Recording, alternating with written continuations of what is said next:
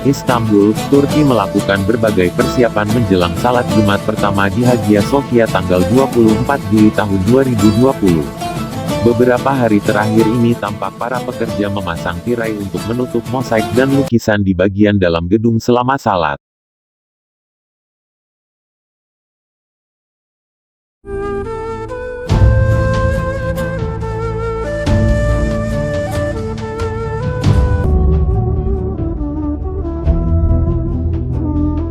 Mosaik dan lukisan dinding di Hagia Sophia akan ditutupi tirai selamat salat. Mekanisme tirai yang dipasang pun serupa dengan yang digunakan dalam industri film.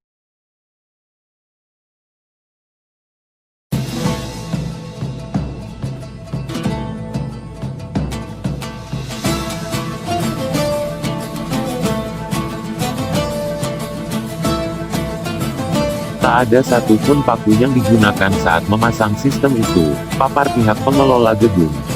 Mosaik Theotokos setinggi 6,5 meter dan Gabriel setinggi 7,5 meter yang terlihat dari lantai bawah, akan dibuka dan ditutup dengan tirai, selama 1 menit masing-masing. Awalnya, teknologi laser akan digunakan untuk menutupi mosaik dan lukisan itu. Namun rencana menggunakan laser ini tak jadi digunakan. Perancah yang sudah didirikan di dalam gedung untuk restorasi juga akan ditutup tirai selama salat.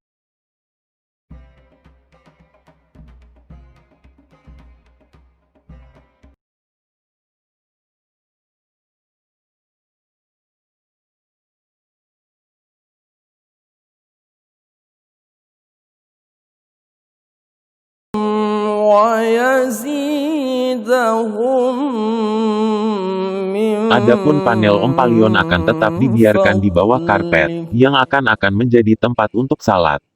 Karpet yang akan digunakan di Hagia Sophia dibuat di Provinsi Manisa.